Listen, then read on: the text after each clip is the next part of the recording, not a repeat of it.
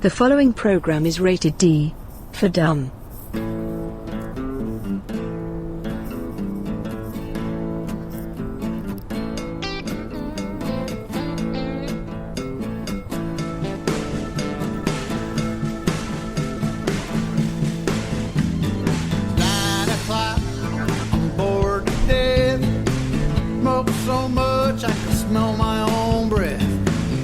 Baby left me, my best friend's not at home. Can't get that woman off my mind. I've never been the brooding kind, but there's still one thing makes me come alive. Yeah, I'm gone for a drive.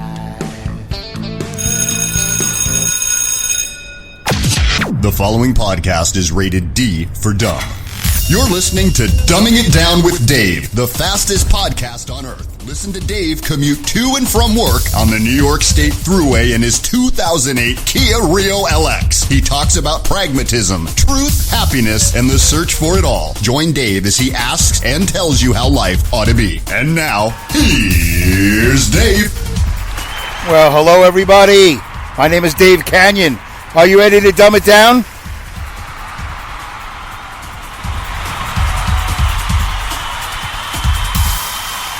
Well, it seems to me like you're ready. I'm ready. I seem to myself to be ready. If we're both ready, then let's just get right to it. We have a lot to talk about today, I think. I'm not really sure.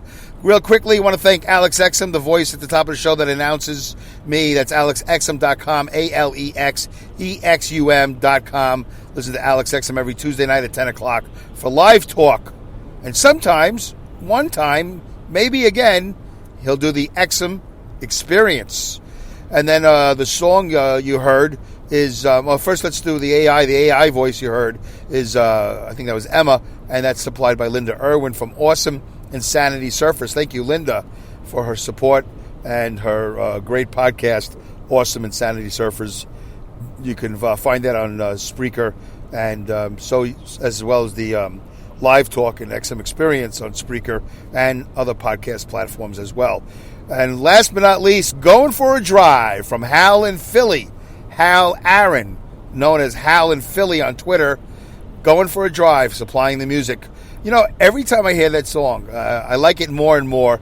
And I think about who could do that song and make it famous. And obviously, any of the Eagles. I say any of the Eagles. I can't tell one Eagle from another. I never was like a big, by the way, not the Philadelphia Eagles, the rock and roll Eagles. So, any one of those guys. But I still like the idea of John Fogerty doing it with a little bit of a CCR touch to it, you know, Clearance Clearwater revival.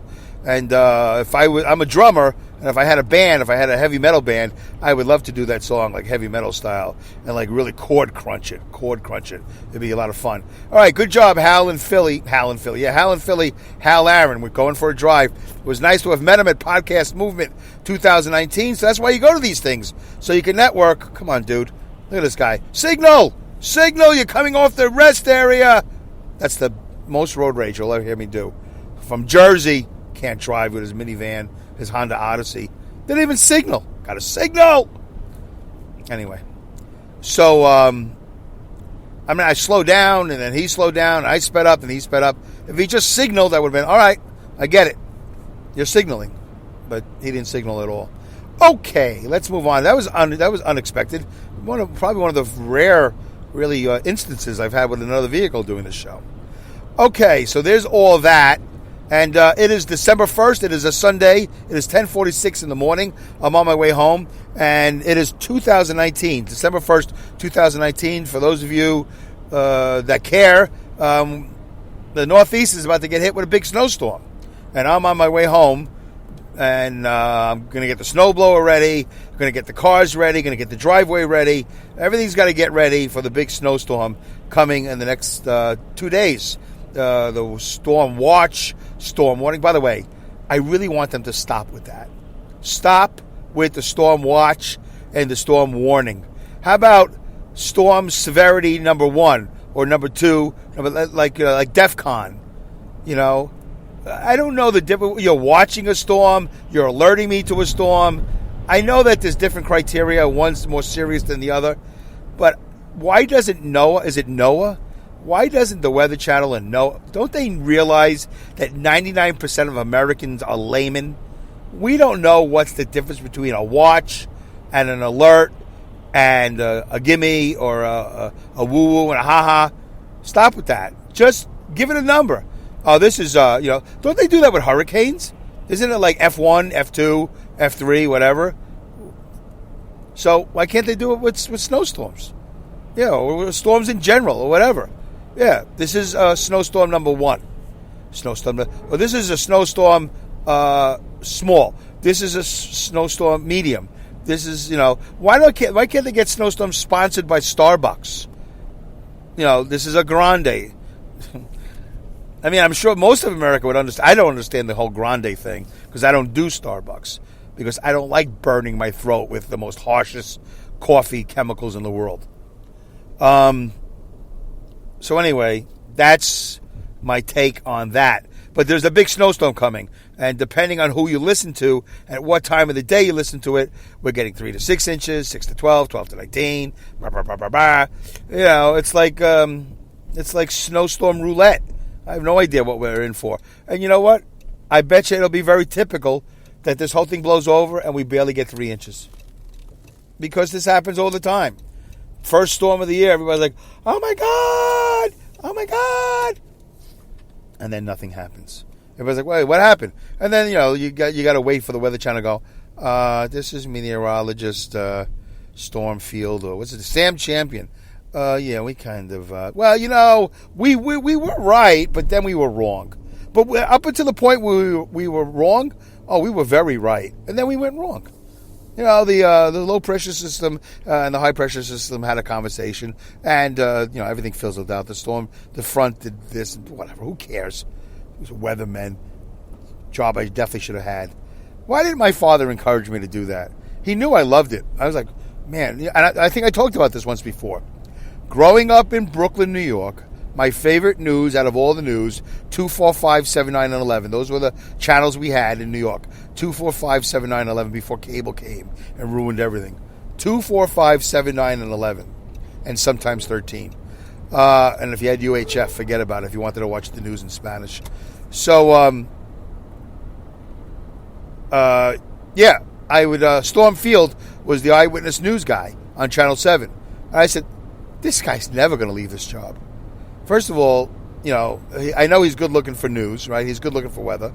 And everybody in the station loved him, I said, yeah. And his father was Frank Field. Frank Field worked at Channel 4. Oh, he was a snoozer. Old man. And then Stormfield came in and, he thought he was funny. He was never funny. But, he had that typical weatherman, young, good-looking thing going. And I couldn't believe it. He left the job one day. He goes, yeah, I'm going to Hollywood. I'm going to see if I can make it in Hollywood, which he didn't. But he was a weatherman. Why would you leave your job as a weatherman?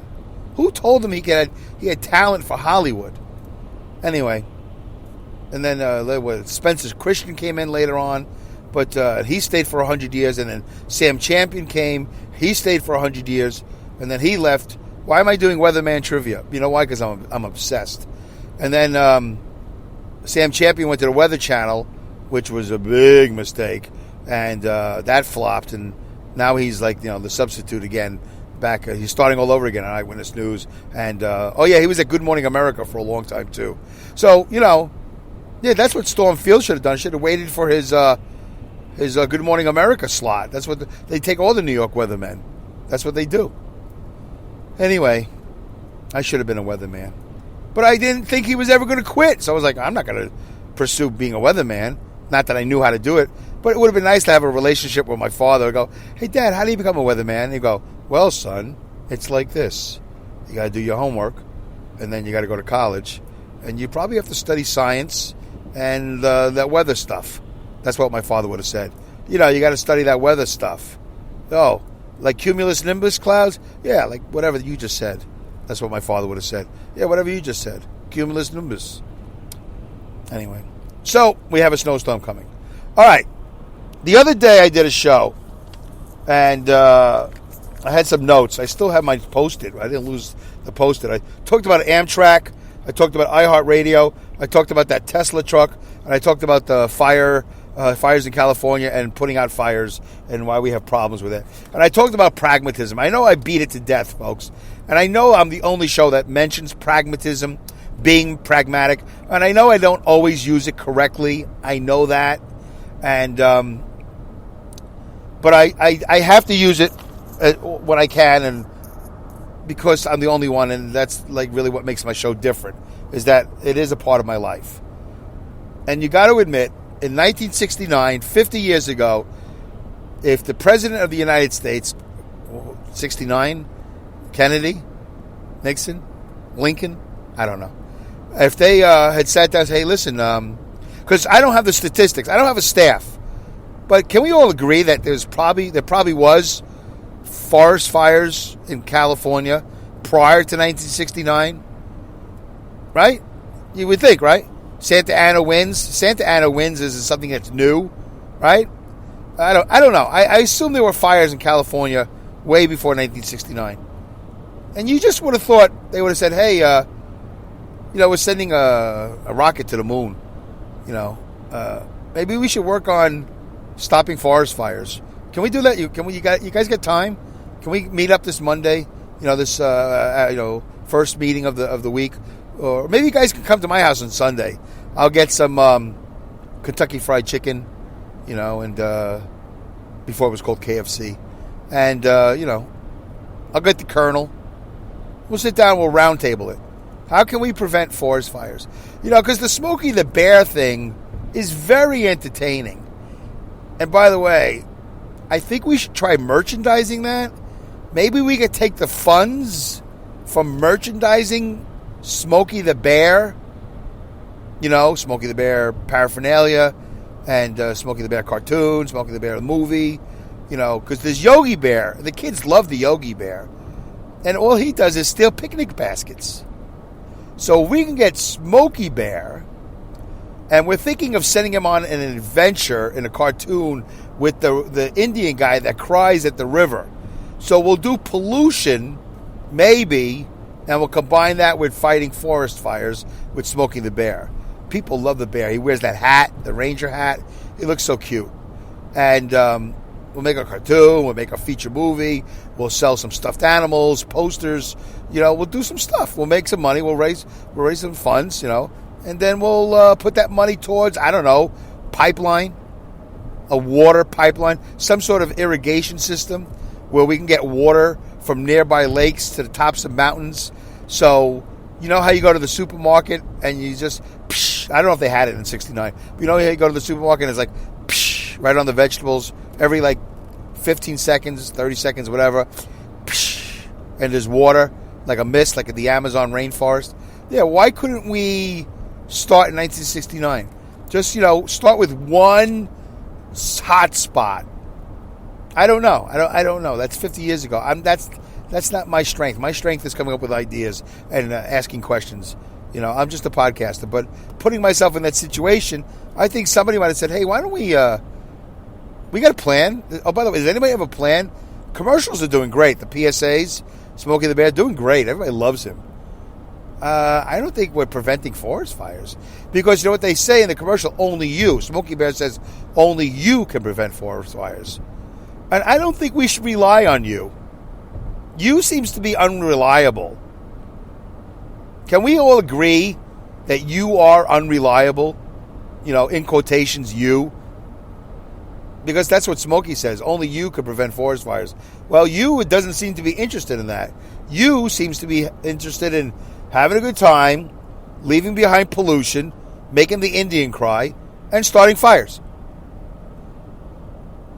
They don't know anything about putting out fires and, embers, and they don't care. They're on vacation. They're on holiday, man. So let's maybe stop relying on you and figure out something else, like maybe a pipeline, a water pipeline. But Dave, that's so ridiculous. Well, let me direct you towards Alaska, where they had the oil pipeline. Yeah, but Dave, that's oil. There's a lot of money. Yeah, but if you had a water pipeline, that's a lot of money too, because how much money did we lose over the last 50 years in forest fires? How many firefighters have died? How many people have died? How many houses have been destroyed? How many people have been how much time has been lost at work because of this? Just go on and on and on about all the negativity, all the negative that's attached to forest fires in California, the evacuations, the dirty air, the corruption of the air, or the whatever the word is, the pollution. If you added up all the costs of forest fires over the last 50 years, I bet you it's more money than any water pipeline would have ever been. I bet you. And if not, I bet you it's pretty close. And if not, and if it's not close, still, what's the value on lives?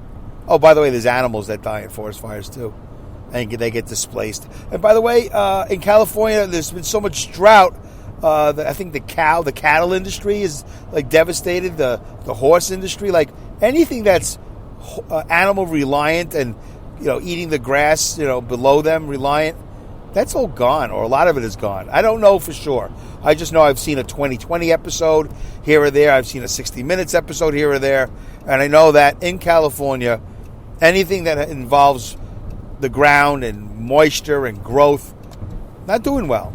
Even Napa Valley. Hasn't the Napa Valley, Sonoma Valley, haven't they had fires? I think so. So they've had a lot of governors since '69.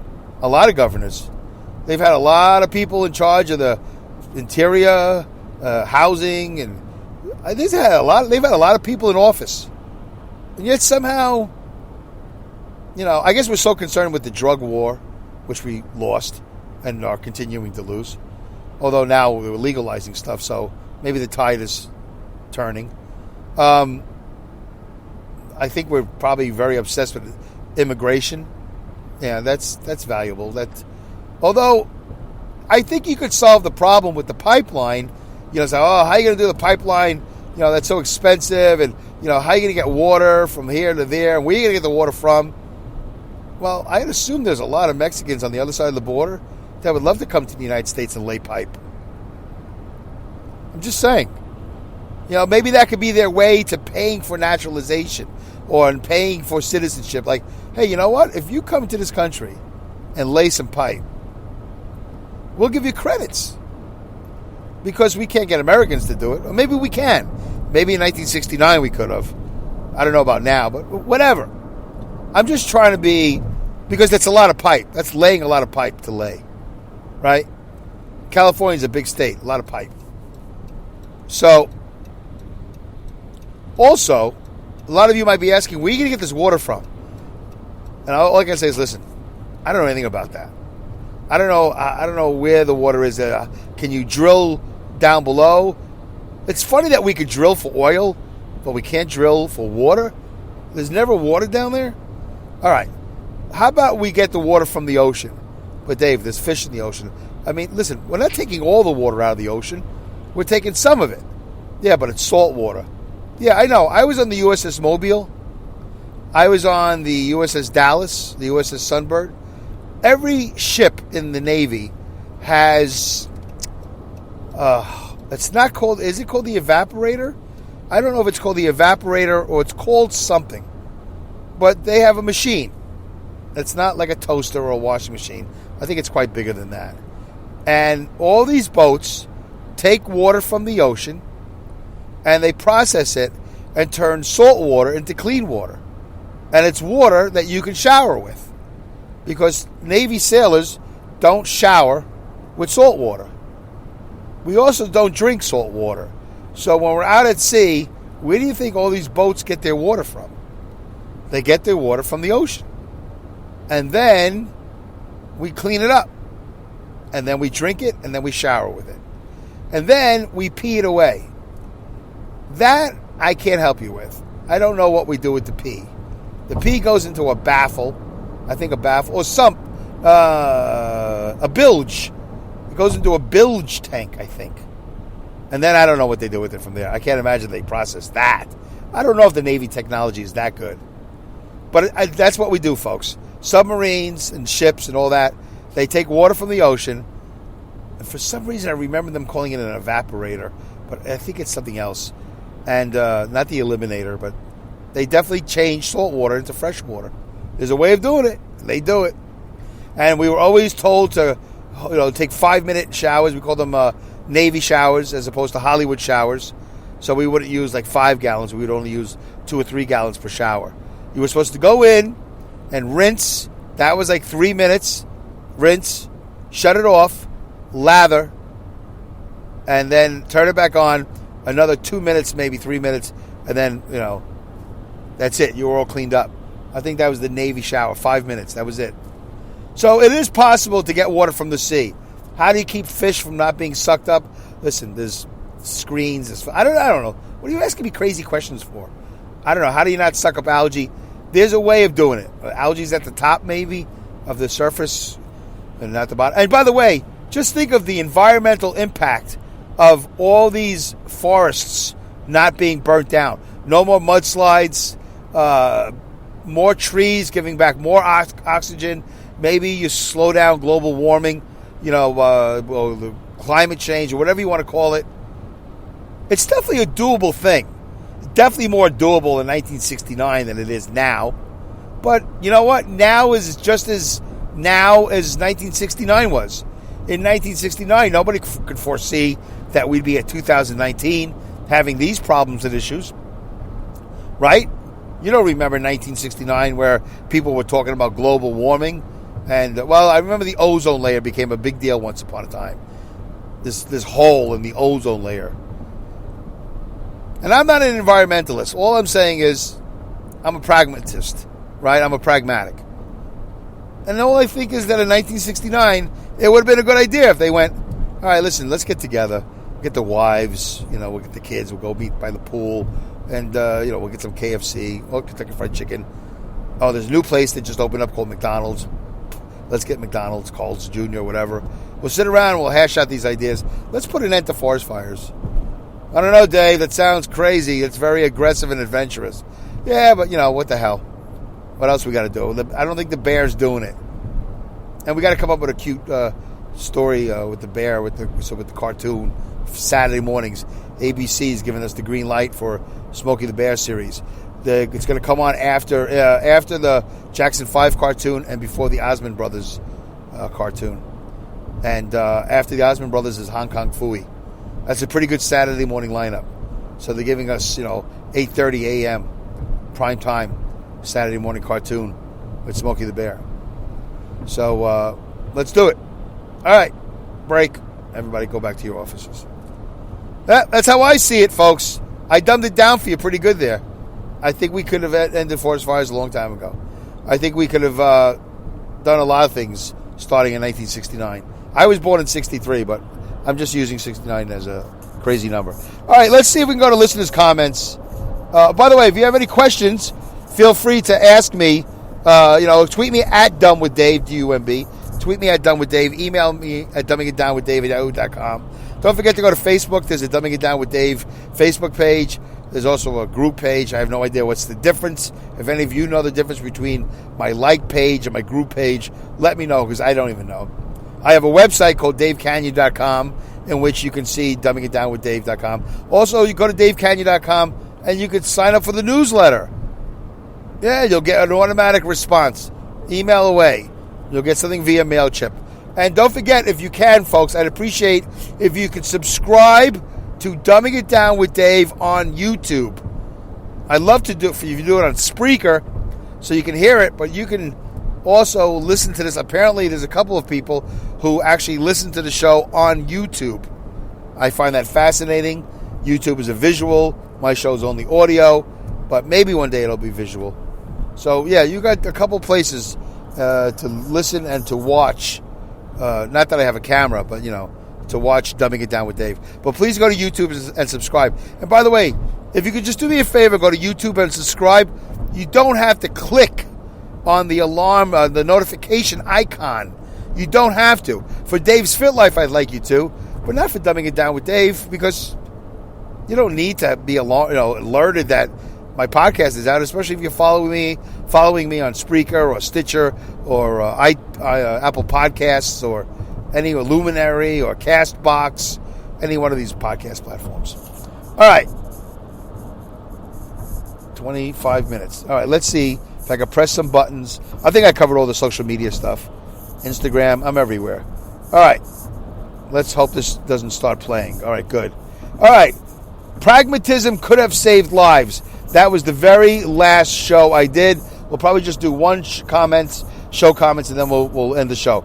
In this episode, Dave describes several situations in which pragmatism would have saved lives. Yeah, I just gave you the big one, the forest fires. All right, so here's the chat. Oh, they're calling it a chat box. I never realized they called it the chat box. Have I? I forget now. All right, I wrote, thank you for listening.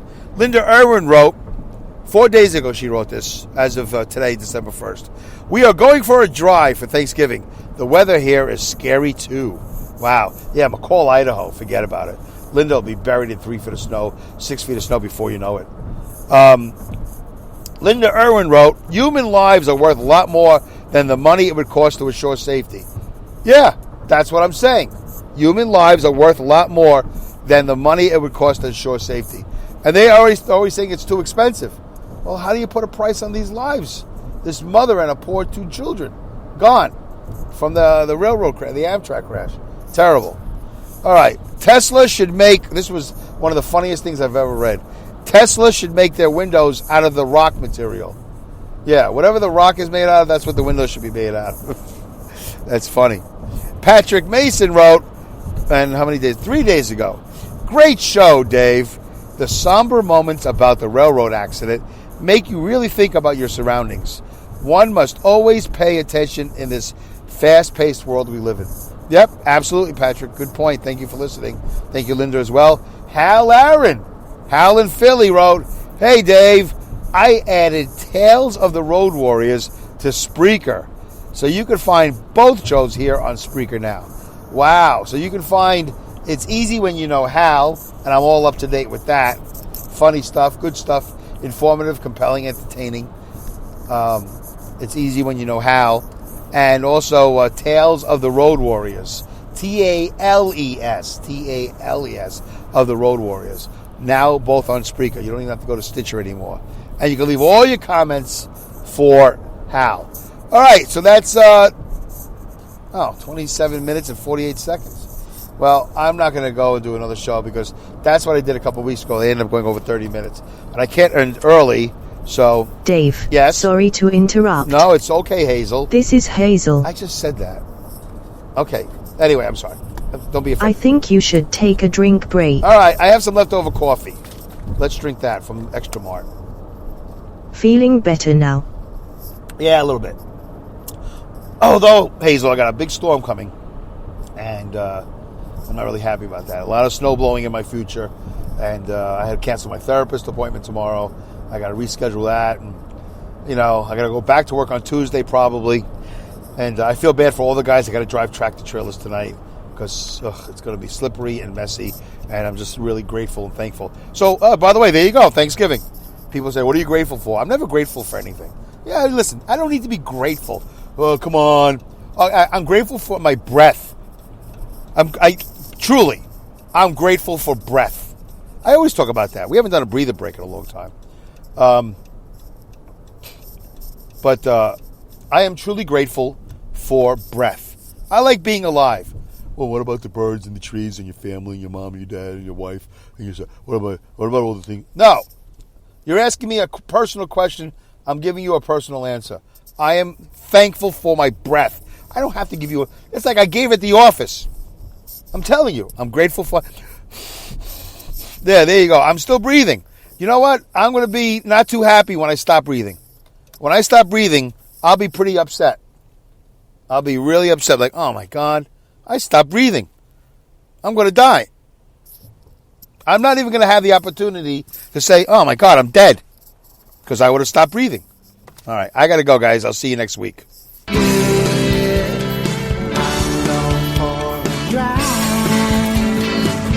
Thank you for listening to this episode of Dumbing It Down with Dave. Goodbye, good day, good night, good luck, good riddance, Godspeed, good racks, and great skills. Take care.